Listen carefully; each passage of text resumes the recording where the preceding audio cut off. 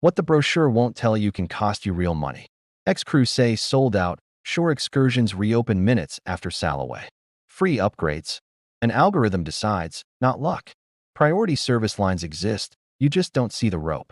On a cruise ship, the real game plays out below deck where schedules, statuses, and spend quietly shape your week. If you're sailing Carnival, Royal Caribbean, MSC, or NCL, you need these rules now, before you lock in the wrong cabin, buy the wrong buffet plan, or miss that shore excursion you flew across the world to do. Stay to the end. Secret number 7 shocks even loyal cruisers. Secret 1. The upgrade myth. Why some guests magically move cabins. Bold claim.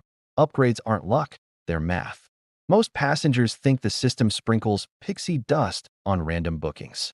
But the truth is a quiet yield algorithm weighs status, spend, and how your cabin helps sell another one.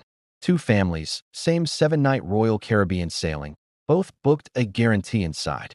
Family A links their dining to a sweet guest they're traveling with, buys the deluxe beverage package, and has mid-tier loyalty. Family B doesn't link, pays gratuities only, and has no status. 48 hours before embarkation, operations need 2 adjacent insides to resell to a last-minute group. Family A gets nudged to an ocean view. Family B stays put, next to a service pantry they didn't know existed. Upgrades often happen to free inventory needed elsewhere, not to reward you. So if you book a room you wouldn't be happy keeping, you set yourself up for disappointment. And on full sailings, we'll ask at the desk, turns into an hour in line for a polite no. Worst case, you gamble on noise-prone locations under the pool deck or above a late-night lounge because you were hoping to move. Expecting fairy dust upgrades costs you sleep, time, and leverage windows, especially around final payment and 48 hours pre-sailing. Book the lowest cabin you'll be happy to keep. Link reservations with any higher status friends, even just for dining. Make one pre-cruise purchase, Wi-Fi or drinks. To show spend, then recheck your assignment 14 days and 48 hours pre-embark. And if you ask onboard, come with 2 to 3 same deck, same side cabin numbers ready. Secret 2. Sold out shore excursions that open after sailaway. Sold out doesn't mean gone. It often means not finalized yet. Most passengers think the app's first answer is the final answer. But the truth is buses get rebalanced, cancellations drop in, and inventory quietly reopens. On a Carnival Western Caribbean run, the Canopy Zip and Beach showed sold out at noon. After muster, ShoreX merged 2 half-full buses and released 18 seats at 6:12 p.m. Guests who checked again during early dinner grabbed spots. Guests who gave up paid more to a peer vendor and sprinted back to beat all aboard. You overpay, miss bucket list tours, or settle for a filler excursion because you trusted the first sold-out label. On big ships, capacity is fluid until headcount locks. Set app alerts and recheck right after muster, late the night before port, and first thing morning of. Walk to the ShoreX desk during main dining when it's quiet. Ask which tours may merge. If booking independently, choose a vendor at the pier with flexible cutoffs and a clear late return guarantee. Screenshot meeting points and build a 30-minute buffer before all aboard. Secret 3. The hidden service ladder. There is a priority ladder for help, and you're on it whether you know it or not. Most passengers think service is strictly first come, first served. But the truth is loyalty tiers, suites, and linked reservations often route help faster.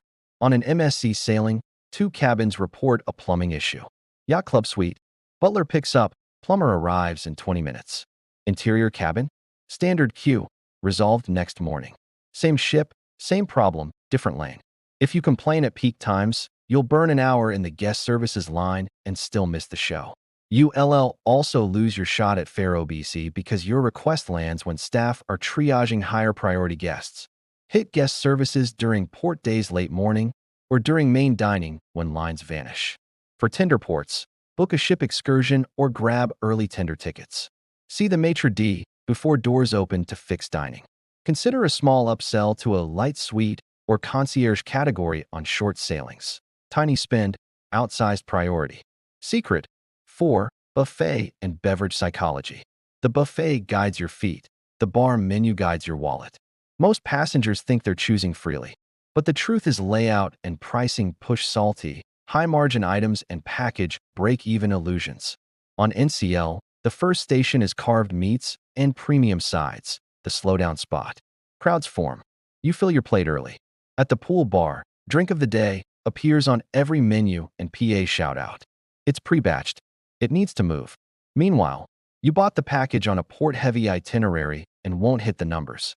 You overbuy, overeat, and still feel like you didn't get your money's worth. Plus, surprise upcharges for brand calls and souvenir glasses add stealth cost. Count C days and late shows before buying a package. Aim for a realistic 5 to 7 drinks/day break even, varies by line. On embarkation, skip the Lido Stampede. Eat at Park Cafe, Royal, MDR Lunch, or smaller venues. Bring a refillable bottle. Choose MDR breakfast on port days to avoid salty buffet traps. Order drinks by brand, Absolute Vodka Soda, to dodge unlisted upcharges. Secret. 5. Embarkation windows. The 40-minute move that changes your day. Your first hour sets your whole cruise tempo. Most passengers arrive in the jam wave and start stressed. But the truth is a smarter window saves almost an hour and fixes everything that follows. On many ports, 12 to 2 p.m. floods security. Arrive 10:45 to 11:15 a.m. or after 2:45 p.m. and you glide. A Carnival family at 1:10 p.m. waited 65 minutes from curb to Lido. Another at 10:50 a.m. walked on in 18 minutes, booked specialty dining in person, and found a quiet lunch. Start frazzled, and you'll miss muster nuances, get a late dining time, and your bags arrive after sailaway. You begin the cruise chasing fixes instead of enjoying day one. Complete online check-in the moment it opens. Pick the earliest realistic slot, or the last one if flying same day. Use porters, and carry a day bag with swimsuits, meds, chargers, and documents. On board, go straight to specialty venues to book prime times before the app bogs down. Secret. 6. Noisy cabins and crew corridors, the deck plan traps. Cabin location can make or break your sleep. Most passengers only check balcony versus inside. But the truth is vertical neighbors, service doors, and ship layout matter more. On an older MSC ship, a forward ocean view felt bow thrusters at 5 a.m. every port day. Next door, a connecting door rattled whenever a crew cart rolled by. Another couple in an aft balcony above a lounge heard bass until 12:30 a.m. nightly. Bad sleep ruins port days and turns small annoyances into big problems. Guest services can't reassign you on full sailings, and earplugs won't fix vibration. Pick a sandwich deck, cabins above and below you. Avoid forward on older ships and underpool decks. Study deck plans and forums for your exact ship's no-go cabins. If you need connecting rooms, pack a rubber door wedge. Light sleepers should stick to midship, mid-deck to reduce movement and noise. Secret. 7. Cleanliness and inspections. Standards spike before inspections and relax after. Most passengers assume every day equals inspection day. But the truth is compliance intensity surges when USBH/CDC or port health boards are near.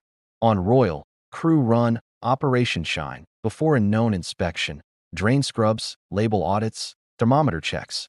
2 days later, during a late-night pizza rush, tongs sit on the sneeze guard and sanitizer ppm drifts until a supervisor walks by. You're most vulnerable at peak traffic and open/close times. A sloppy rush can mean an upset stomach that ruins your shore excursion or sea day. Be your own inspector. Choose hand washing over sanitizer. Avoid buffet right at open/close. Pick made-to-order venues or the main dining room for tighter handling. Look for steaming hot foods, utensil placement, and staff actively wiping. Even after a great inspection score, keep your guard up during crowd surges. Secret. 8. The unwritten rules, chairs, dress codes, and lines that aren't lines. Enforcement is inconsistent, strategy wins. Most passengers think rules are rules. But the truth is chair tags, dress codes, and show cues bend depending on manager presence. One guest towels 4 loungers at 7 a.m. and vanishes. Some ships run 30-minute tags, but it depends on who's watching. In the MDR on smart casual, baseball caps slip by, until the maitre d' decides today is the line in the sand. At the theater, sections hold for suites and loyalty and release 10 minutes before curtain, if you know to wait. Play strictly by the rules while others don't, and you lose prime pool spots, get bounced from shows, or feel unfairly singled out. Ask which deck strictly enforces tags, often the adults-only area. Time shows by arriving 20 to 25 minutes early, then slide into release sections at the 10-minute mark. Pack a backup collared shirt or wrap to meet surprise enforcement. If you step away from a lounger, photo timestamp it. If your towel disappears, you've got proof. Secret 9. Itinerary changes when weather isn't the whole story. Due to weather can hide a dozen operational issues. Most passengers think reroutes are always about safety.